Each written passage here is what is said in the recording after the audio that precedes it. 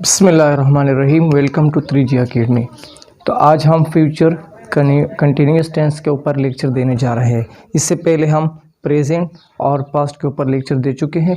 Future indefinite के ऊपर भी हम लेक्चर दे चुके हैं। आज हम फ्यूचर कंटिन्यूस के ऊपर हम लेक्चर देने जा रहे हैं।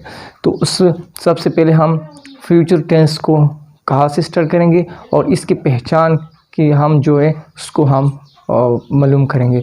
तो उर्दू की जिस जुमले के आखिर में उर्दू में इसकी पहचान क्या होगी? उर्दू के जिस जुमले के आखिर में रहा होगा, रहे होंगे या रही होंगी, ये आ जाए तो उसको हम फ्यूचर टेंस ही कंसीडर करेंगे।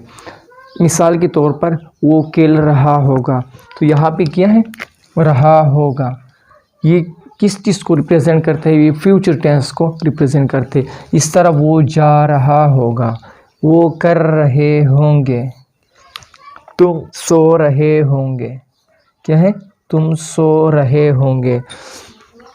तो ये क्या है? ये सारी चीज़ें जो है ये फ्यूचर कंटिन्यूअस टेंस को ही रिप्रेजेंट करते हैं। और इसमें जो हेल्पिंग वर्ब है वो टू ही इस्तेमाल होते हैं यूजुअली, लेकिन अमूमन जो है वो विल भी जो है उसका इस्तेमाल होता है। विल भी तमाम जुमलों के लिए इस्तेमाल होता है। और शेल कुछ बुक में लिखा है कि ये सिर्फ आई वी के साथ इस्तेमाल होता है। इन सम बुक्स ये क्या है कि शेल भी जो है वो हम सिर्फ विल आई एंड वी के साथ इस्तेमाल करते हैं, लेकिन कुछ बुक्स में लिखा है कि नहीं, सिर्फ विल जो है विल भी तमाम के लिए इस्तेमाल होता है। और शेल भी जो है वो सिर्फ हम उस वक्त इस्तेमाल करते हैं जब हम किसी चीज़ के ऊपर बहुत ज़्यादा ज़ोर देते हैं। मिसाल के तौर पर यह है वो खेल रहा होगा, वो खेल रहा होगा। तो उसको हम किस तरह, जब शेल का इस्तेमाल करेंगे तो इसको हम किस तरह बनेंगे? वो ज़रूर खेल रहा होगा। यानी वो ज़रूर किसी चीज़ के ऊपर ज़ोर देना, इसके लिए हम शेल का इस्तेमाल कर दिए। कुछ बुक्स में लिखा है, लेकिन हम आम तौर पर क्या इस्तेमाल करते हैं? विल का इस्तेमाल ही करते हैं। इसका फार्मूला क्या है?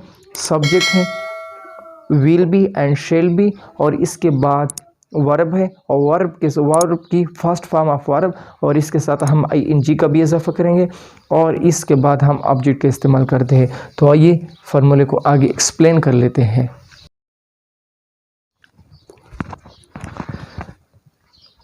तो फार्मूले को आगे एक्सप्लेन कर लेते हैं। फार्मूला क्या है? सबसे पहले सब्जेक्ट, इसके बाद helping verb will be and shall be, इसके बाद वर्ब जो मेन वर्ब है उसको इस्तेमाल करेंगे, और वर्ब के साथ हम आईएनजी का भी इजाफा करेंगे, और इसके बाद हम ऑब्जेक्ट का इस्तेमाल करेंगे।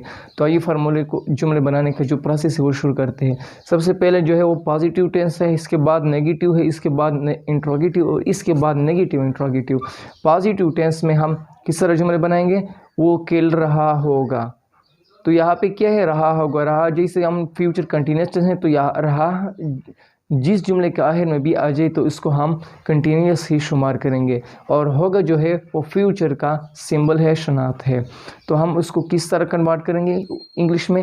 He will be playing, he will be playing.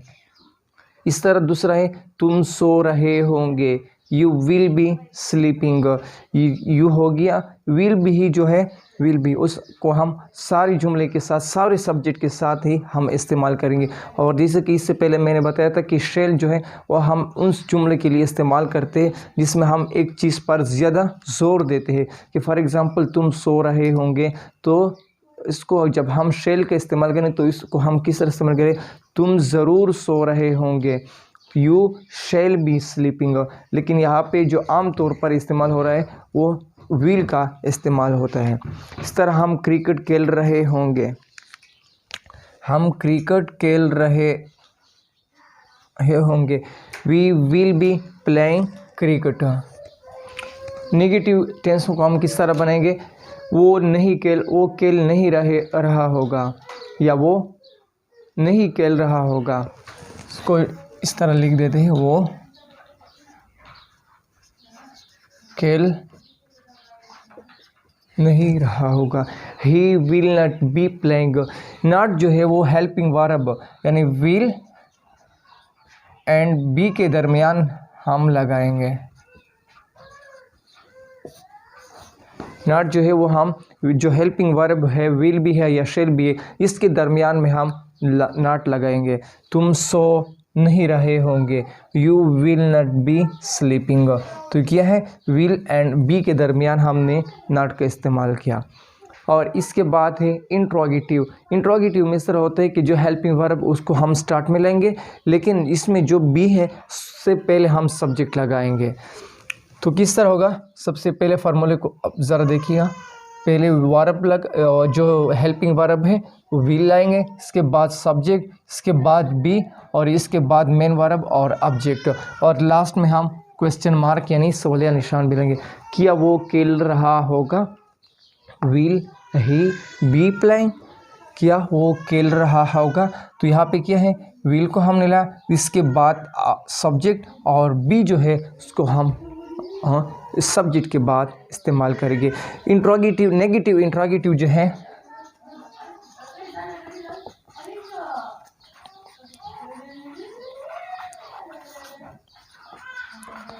उसको हम सिंपली हम ये करते हैं कि सब्जेक्ट के बाद हम नॉट लगाएंगे। तो ये क्या हो गया, मैं फार्मूला सिर्फ लिख देता हूँ, जुमले आपने खुद इसके ऊपर बनाने हैं। विल, इसके बाद सब्जेक्ट, इसके बाद नॉट, इसके बाद बी, इसके बाद वर्ब, और इसके बाद ऑब्जेक्ट। तो ये हो गया आपका नेगेटिव इंट्रोगेटिव जुमला। इंशाल्लाह हम इसके बाद फ्यूचर परफेक्ट टेंस के ऊपर लेक्चर देंगे कल इंशाल्लाह। और अभी तक आप लोगों ने अगर हमारे चैनल को सब्सक्राइब नहीं किया गया है तो प्लीज़ सब्सक्राइब कीजिए। बहुत बहुत शुक्रिया।